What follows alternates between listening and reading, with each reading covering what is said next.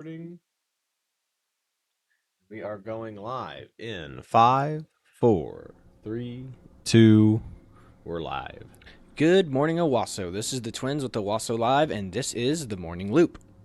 It's currently 8 a.m. like usual, and it is 34 degrees outside, and we're going to have a high of 61, so it's going to get warm. So definitely light jacket weather right now, but it was a cold 34 this morning. Like, my windows were frozen over, so be advised. It's pretty chilly out this morning, but like I said, 61 degrees should get to feeling pretty nice by the end of the day, so that will be good for us. Now, traffic conditions are steady. It's slow and steady. It's not standstill, thank goodness, but it is pretty crowded right now, so it's slow and steady is the best way I can put it. So you're not going to have a easy commute in, but it's not going to be standstill traffic either. But that could change in a heartbeat depending on a car wreck or somebody having car issues on the side of the road. So with that being said, if you want to divert to 75 before you get on 169, now is your chance because things change in a heartbeat on 169. So as far as upcoming events goes, the Owassoisms calendar is still pretty blank as far as events going on this week. However, there is a ribbon cutting ceremony today for Bounce Owasso. That is correct. And that is at 3:30 p.m. today, correct? That is correct. Bounce Owasso has a ribbon cutting today, and again, says here on the event calendar, it's at 3:30 to 4. And again, the address, I should say, is 7301 North Owasso Expressway. Mm-hmm. Excellent. So if you want to go check out the grand opening or the ribbon cutting ceremony for Bounce Owasso, definitely go down there. I know that if we're not both down there, Chad will be down there live streaming the event, so that will be something you can watch on the Facebook channel if you want to do that. So it'll probably be on the YouTube channel, so that way I can leave this stream up and we can have it just live streamed to the YouTube channel. But okay. Either way, I'll have it live streaming somewhere. It will be live streaming somewhere. So that being said, as far as, and that's really about it. I mean, I guess what were the other events that were going on for the Chamber this week? The other events for the Chamber are the Business Over Breakfast, and that's tomorrow. Okay. And that's as well as they have popcorn and perks. Where's that at? I believe breakfast changes all the time. Mm-hmm. This one will be the Redbud Event Center. The Redbud Event Center. At that one. And then for the popcorn and perks, I don't know if that's at the same place or not. We'll find out. Nope, it's at the Chamber office, which is 315 South Cedar Street. Okay. And then on the 15th, it's their ambassador meeting, and then donuts and dignitaries on the 16th. And that's all there is really this week, even on theirs. But that's still a busy week on the Chamber's event calendar. No kidding. Holy cow. That is a really busy Chamber of Commerce calendar week. Absolutely. Kind of unheard of. Usually it's like 2 events a week, maybe, if you're lucky.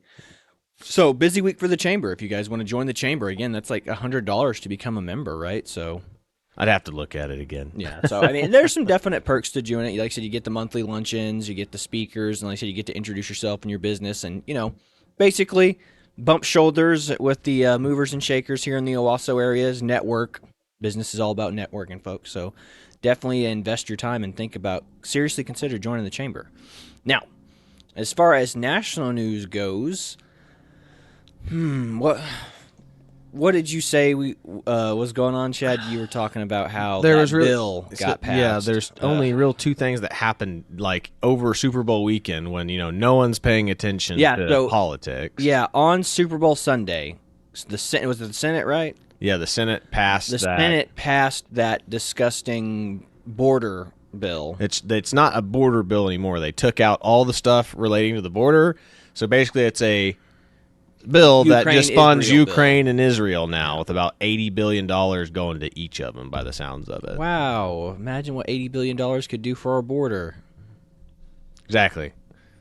Because it was a border amnesty bill versus a border defense bill, really, is because everything that they did on the border was, allow people in, give them visas and stuff. So let's just get rid of that stuff, and we'll post just the defense stuff that goes over to Israel and Ukraine. I'm old enough to remember when they said like $80 billion for a border wall. Whenever Trump was talking about the border wall was unreasonable, ridiculous, and here we are just throwing money in conflicts overseas that don't really involve us. Now, I'm not going to say that like I'm not a believer in the philosophy of complete isolationism because, like I said, if something happens to Israel, it will eventually those issues will come knocking on our doorstep. And Russian aggression is something that we need to be aware of. But again, Ukraine was already a pretty corrupt country before the conflict. So what's going to change after the conflict? I doubt it was just the bad people involved in the government that have been hurt. But I doubt anybody who's been in higher up positions in the government have been killed in this conflict. So I'm betting it's just the unfortunate civilians, the mouth breathers, as the elite would call them. Like the people the undesirables are the ones who are getting killed. The old men and young men that can't get asylum in countries because they're like, no, you're gonna fight. And then, like I said, you have all the women who seek asylum in other countries, and now they're living comfortable, bougie lives here in the States. Or in Canada and the UK or wherever they suck asylum or they have seeked asylum at. So, I don't know. $80 billion would have gone a long way for the border, I imagine. You could have created or just for anything going on here. Yeah, you could have created 1 million more positions for ICE agents. You could have created several hundreds of miles of border wall. I mean, we need to build a wall like the wall that Egypt has between the Gaza Strip and their country. Like, I mean, that's a 40-foot wall with razor wire surrounding the whole thing. And I mean, razor wire around the whole thing. I mean, it's like they're trying to keep King Kong or keep the dinosaurs in Jurassic Park locked in the Gaza Strip. And Egypt had the goal to be like, warn Israel, oh, you continue doing those things in Rafah, then you're bad. We're going to come after you. It's like, really? Then how come you don't just let all those people in your country if you think Israel's being too overzealous with their military strikes? If you're so, what's the word, magnanimous and so generous, it's like, hey, why don't you take down that border wall and let all the Gazans and Palestinians into your country? But they don't, because they know that in the end, it'll cause like that, like even within the Islamic community, the cultural clashes that happen between ethnic groups within the Islamic community are astoundingly violent. Mm-hmm. So, again, they want it to just be Israel's problem and not anybody else's problem. So, I don't know, folks. There's not a easy solution to any of this. Like I said, I would just say media blackout on that conflict over there and just let them do what needs to be done. And as far as Ukraine goes, just stop the funding over there. We need to fix the problems here first, period. That's my philosophy on the entire situation. So, with that being said, I mean, do you have anything else to add, or was there any other major events? I know some people were saying the Super Bowl's rigged, but at that point, you can see when players are putting individual effort out on the field. I don't feel like they're intentionally fumbling balls. So. That's always been a speculation with any major sports team or, sports, bowl or championship game, whatever you want to call it. Everyone thinks that there's always the people out there that think it's rigged. Yeah. Well, and if anything, if it's rigged anyway, it would be up to corrupt officiators, corrupt referees. Like that guy who did you remember that Netflix documentary about that referee that was caught sports betting? We watched it together. Oh, yes. So yes, that's what I would say it would be. It would be like the refs have bet on the games, and they have like joint bank accounts with somebody who's not affiliated with the NFL. They're betting. Mm-hmm. I'll make a couple of bad calls here because, they're looking at the statistics of the game, because the refs know, like, they're like, Travis Kelce usually goes for this many yards, usually receives this many passes. So if I throw a flag here or there, I can sway the favor of the game in my favor and get some really good money off of that. So if it's corrupt in that way. Because again, you're talking about, top tier athletes who are trying to win championships, and all they care about is getting that ring, and they care about their own personal accolades. You can't stop that. You can't stop somebody wanting to be the best in their field. And that's why I don't think it's rigged in the sense that the NFL is orchestrating. It's like, oh yeah, you're going to lose this season. No. It could be rigged towards like at a player, like you said, an officiating or a player level, or someone just like, hey, how about you don't catch? How about we pay you some this or whatever? Like you said, they bet. How about you don't make this catch this time or whatever? And back in the 90s or whatever, you talked about how Russ would call fouls on Jordan, and then they would get yelled at by officiators going, yeah, you don't call a foul on him. Like, Jordan doesn't foul.